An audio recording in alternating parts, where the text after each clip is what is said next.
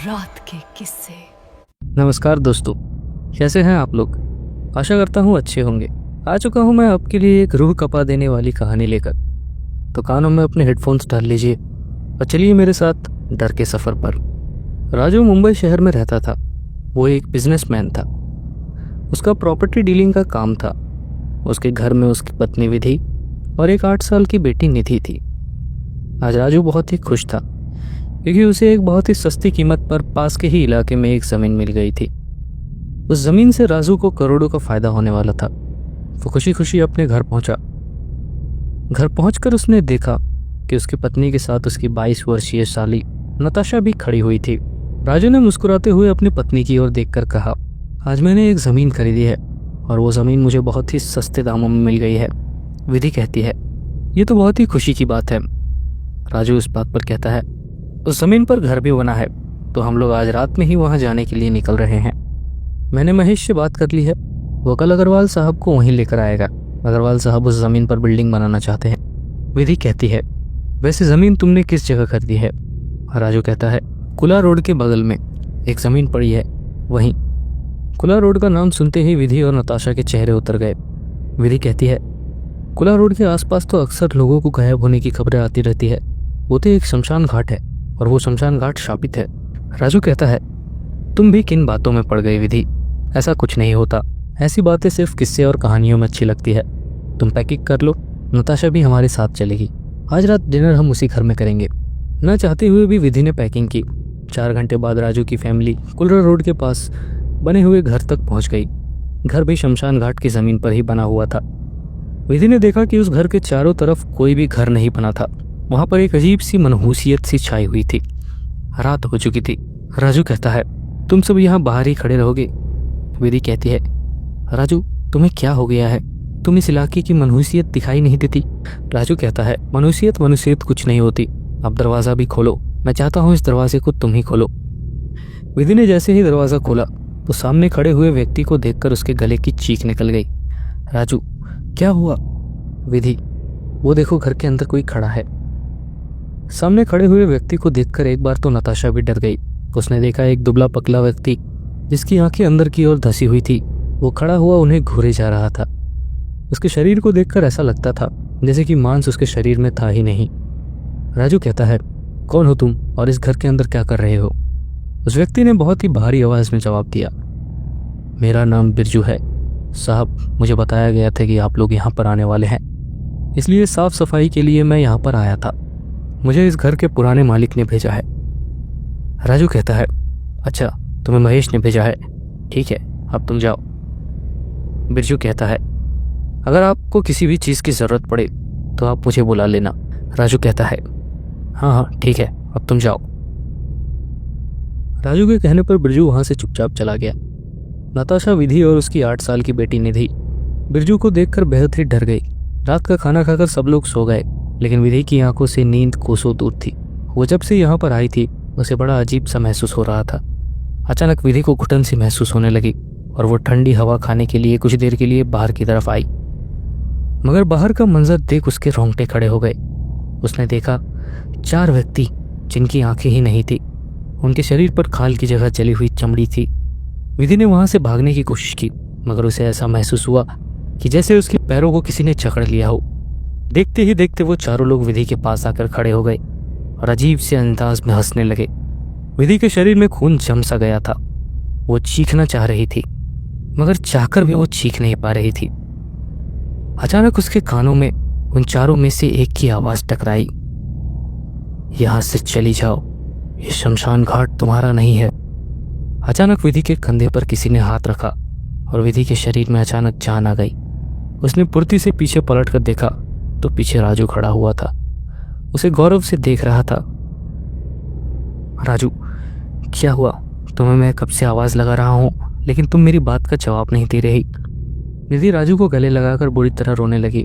उसने रोते हुए राजू से कहा, यहाँ से चलो राजू, मैं तुम्हें बता नहीं सकती मैंने अभी क्या देखा। राजू कहता है, क्या देखा तुमने। मैंने 4 अजीब लोग देखे राजू, जिनकी आंखें ही नहीं थी। उन्होंने मुझे धमकी दी कि यहाँ से चले जाओ। राजू कहता है, तुमने इस जगह के बारे में पहले से ही अजीब गरीब अफवाहें सुन रखी है, उसी का असर है। कि तुम ज़रूरत से ज़्यादा सोच रही हो, सो जाओ विधि। विधि कहती है, मेरी बात का यकीन मानो, मैं झूठ नहीं बोल रही। राजू कहता है, टेंशन मत लो, वैसे भी कल शाम अग्रवाल साहब इस ज़मीन को खरीदने आ रहे हैं, डील होते ही हम यहाँ से चले जाएंगे। राजू विधि को कमरे में लेकर गया और गहरी नींद सो गया, मगर विधि को नींद ही नहीं आई। विधि बिस्तर पर जाग रही थी। अचानक उसे छत पर उन्हीं 4 अजीब लोगों में से एक दीवार पर चिपका हुआ दिखाई दिया, जो बड़ी फुर्ती से दीवार पर रेंगते हुए विधि के ऊपर छत पर चिपक कर विधि को घूरने लगा। विधि की चीख निकल गई। चीख सुनकर राजू की आंखें खुल गई। अब क्या हुआ विधि?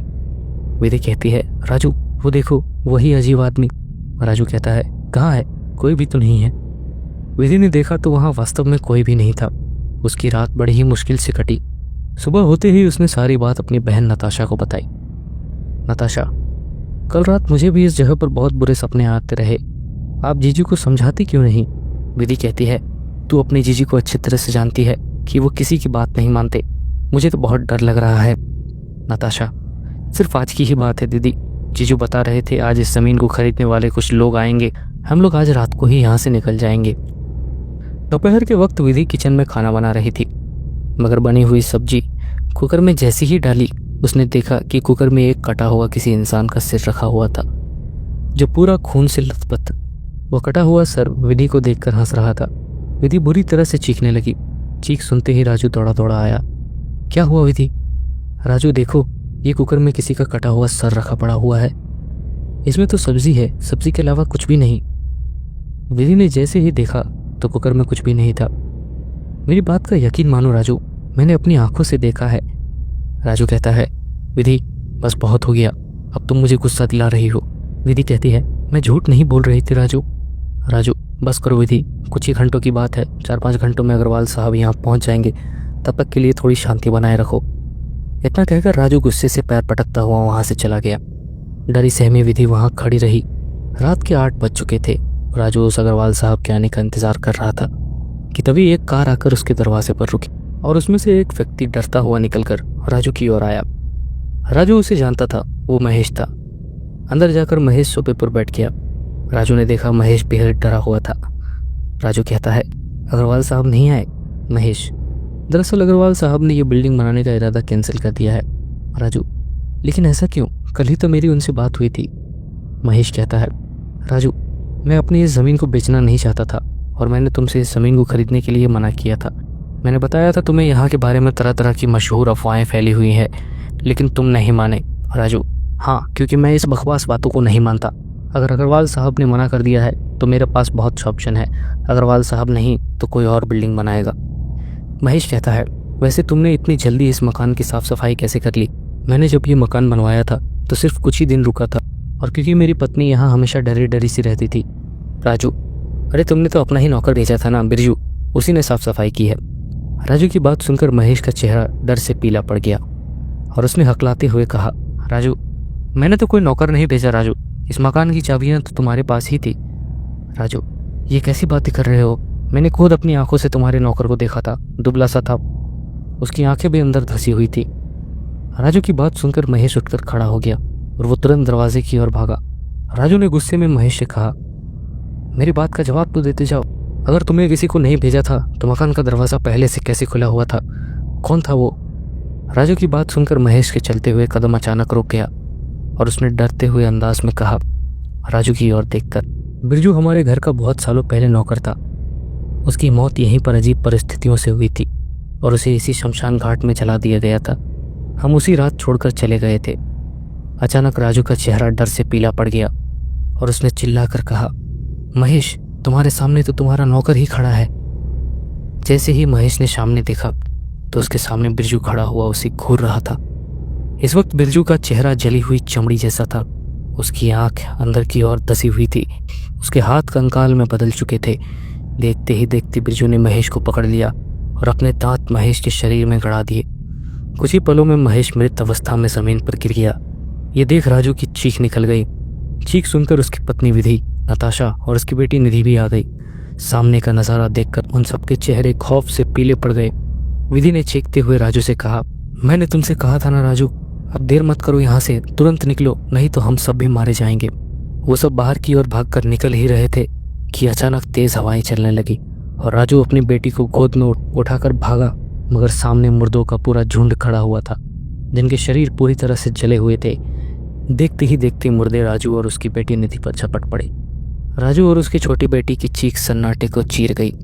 सामने का नज़ारा देखकर नताशा बुरी तरह से चीखने लगी कि अचानक पीछे से एक हाथ जली लाश ने उन्हें पकड़ लिया और अपने दांत नताशा के गर्दन में गाड़ दिए।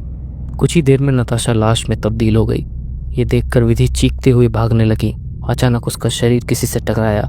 जैसे ही उसकी नज़र सामने टकराने वाले पर गई तो उसके सामने एक मुर्दा खड़ा हुआ था। उसका चेहरा पूरी तरह से जला हुआ था। उसके पूरे शरीर का मांस कहीं कहीं से गायब था।